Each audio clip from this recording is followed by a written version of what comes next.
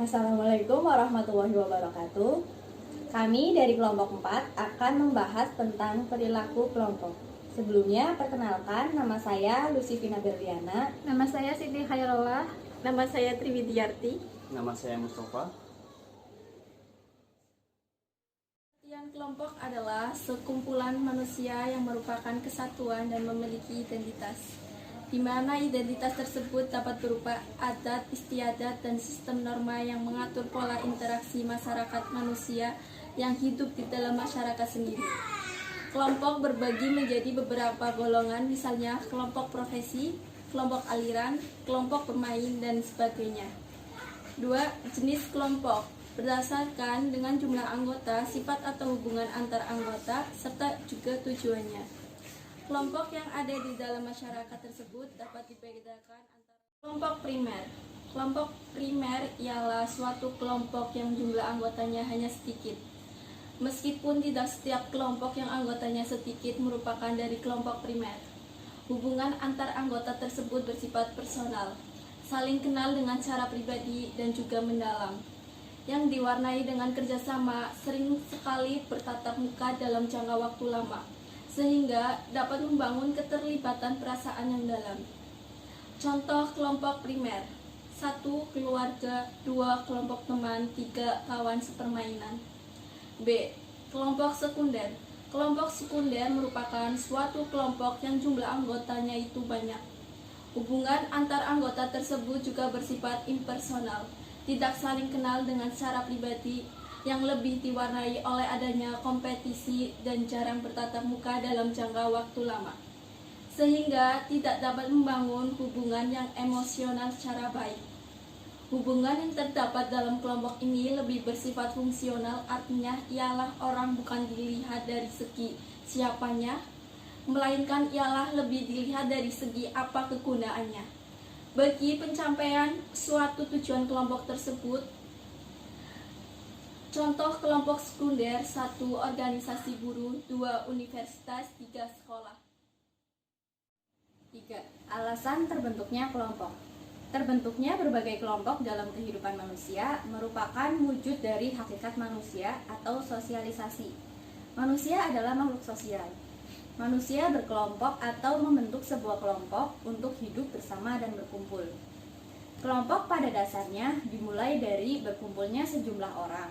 Orang-orang ini menjunjung suatu atau beberapa kualitas tertentu, sehingga dengan demikian kumpulan tersebut menjadi sebuah kelompok. Adanya suatu kelompok tidak harus diawali dengan adanya kerumunan. Suatu kelompok dapat segera terjadi, yaitu apabila sebelum orang-orang yang bersangkutan berkumpul, terlebih dahulu kepada mereka diberitahukan tujuan yang akan dicapai. Kemudian yang nomor 4, tahap-tahap perkembangan kelompok. Yang pertama, tahap pembentukan atau forming.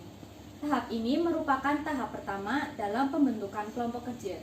Para anggota mulai mempelajari tugas yang diberikan dan berkenalan dengan anggota lainnya. Tahap forming ini dikarakteristikkan oleh banyaknya ketidakpastian. Para anggota kelompok masih tidak terlalu jelas mengenai tujuan dan objektif kelompok. Merasa kebingungan, masih menyembunyikan perasaan masing-masing, keterlibatannya masih kurang. Yang kedua, tahap timbulnya konflik atau storming. Tahap kedua adalah tahap timbulnya konflik yang menurut Tuckman disebut dengan storming.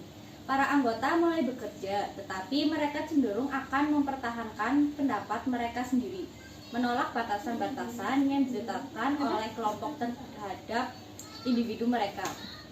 Tahap storming ini dikarakteristikkan oleh konflik intrakelompok.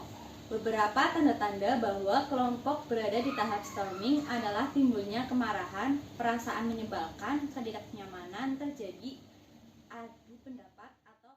Kemudian C, tahap normalisasi atau norming.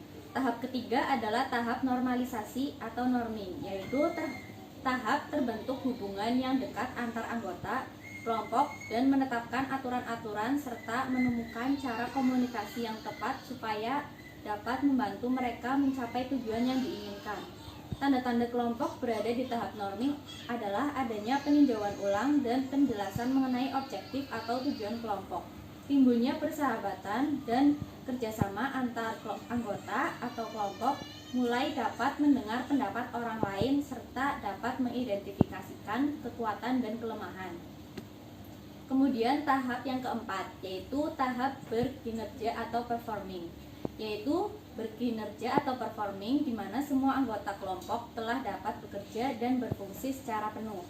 Pada tahap ini, semua anggota memiliki kebersamaan, percaya diri, kreativitas, inisiatif, dan semangat yang tinggi serta sukses. Kemudian tahap yang kelima, tahap pembubaran atau adjourning. Tahap ini dikhususkan untuk kelompok-kelompok kerja yang bersifat sementara. Setelah suatu proyek selesai ataupun suatu permasalahan berhasil dituntaskan, kelompok kerja tersebut akan dibubarkan. Yang kelima, perilaku dan prestasi kelompok. Model perilaku dan prestasi dalam dinamika kelompok, yaitu faktor eksternal yang menentukan prestasi kelompok, terbagi menjadi dua. Yang pertama, sumber internal anggota kelompok. Yang kedua, struktur kelompok, sehingga terbentuknya proses kelompok. Kemudian proses kelompok terbagi menjadi dua. Yang pertama, tugas kelompok. Yang kedua, kohesivitas dalam kelompok. Keduanya sehingga terbentuknya prestasi kelompok. Yang keenam, faktor-faktor eksternal yang menentukan prestasi kelompok. Pertama, strategi organisasi. Strategi organisasi ditentukan oleh manajemen tingkat puncak dan seringkali juga ditetapkan bersama-sama dengan manajemen tingkat menengah. Strategi merumuskan sasaran yang hendak dicapai organisasi dan cara-cara mencapai sasaran tersebut. Strategi yang ditetapkan oleh organisasi mempengaruhi perilaku kelompok yang ada dalam organisasi tersebut. Kelompok akan berperilaku sesuai dengan strategi yang ditetapkan organisasi. Kedua, struktur wewenang. Organisasi memiliki struktur wewenang yang menentukan pada siapa seorang melapor, siapa yang membuat keputusan, dan bagaimana wewenang yang diberikan kepada kelompok dalam mengambil suatu keputusan. Struktur ini menentukan di mana posisi suatu kelompok tertentu dalam hierarki organisasi. Pimpinan kelompok formal dari kelompok dan hubungan formal di antara kelompok. Yang ketiga, peraturan. Organisasi menciptakan peraturan, prosedur, kebijaksanaan, dan berbagai bentuk peraturan lainnya yang menentukan standar perilaku dari pekerja. Keleluasaan dan kebebasan dari kelompok untuk menentukan standar perilakunya sangat dibatasi. Semakin banyak peraturan formal yang ditetapkan organisasi pada semua pekerjanya, maka perilaku kelompok akan semakin konsisten dan dapat diramalkan.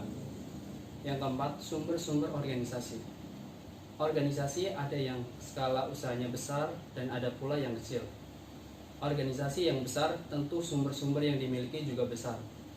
Pekerja yang akan dilengkapi dengan peralatan yang canggih untuk melaksanakan tugasnya. Sedangkan organisasi yang relatif kecil akan melengkapi kerjaannya dengan peralatan-peralatan yang sederhana untuk menyelesaikan tugasnya. Besar dan kecilnya sumber daya yang lainnya yang diberikan organisasi kepada kelompok akan mempengaruhi perilaku dan prestasi kelompok. Yang kelima, proses seleksi. Kriteria dalam proses seleksi tenaga kerja akan menentukan tenaga kerja yang akan diterima yang merupakan kelompok kerja dan organisasi. Proses seleksi menjadi faktor penting dalam menyaring orang-orang yang berkualitas dan sesuai dengan tuntutan tugas dan suatu organisasi. Kualitas dari calon pekerja tersebut nantinya akan menjadi kelompok tugas. Kelompok tugas sangat menentukan perilaku dan prestasi kelompok tersebut. Yang keenam, penilaian prestasi dan sistem imbalan.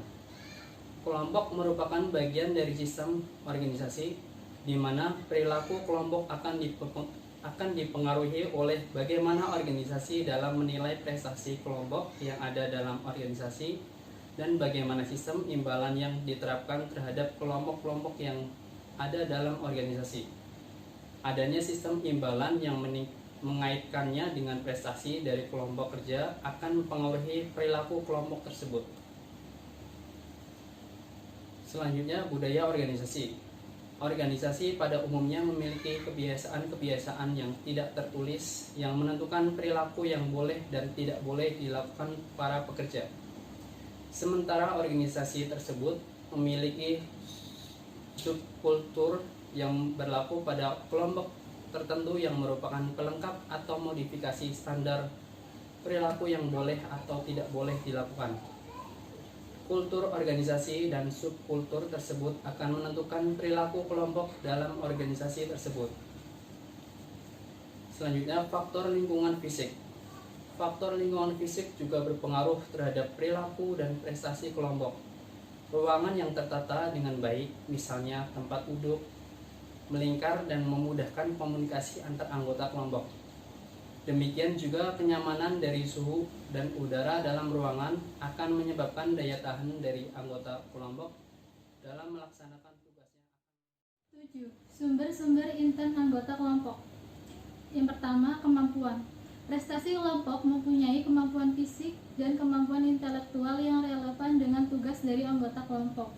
Prestasi kelompok bukan sekedar penjumlahan dari kemampuan anggotanya. Akan tetapi, kemampuan ini sebagai parameter tentang apa yang dapat dilakukan dan seberapa efektif mereka melakukannya dalam kelompok. Ada suatu kecenderungan bahwa seseorang yang memiliki kemampuan yang menentukan dalam mencapai tugas kelompok cenderung lebih aktif, terlibat dalam tugas kelompok, dan umumnya muncul sebagai pemimpin kelompok. Yang kedua, karakteristik kepribadian. Sifat-sifat kepribadian para anggota kelompok mempunyai efek terhadap prestasi kelompok oleh pengaruh kuat tentang bagaimana anggota kelompok berinteraksi dengan para anggota kelompok yang lain. Karakteristik kepribadian para anggota kelompok menentukan perilaku kelompok tersebut. Yang kedelapan, struktur kelompok dan status. Variabel struktur tersebut terdiri dari, yang pertama, kepemimpinan formal. Hampir setiap kelompok kerja mempunyai pemimpin formal. Pemimpin ini dapat memainkan peranan penting dalam keberhasilan kelompok.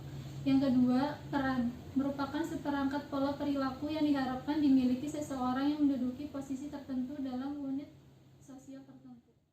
Yang ketiga, norma.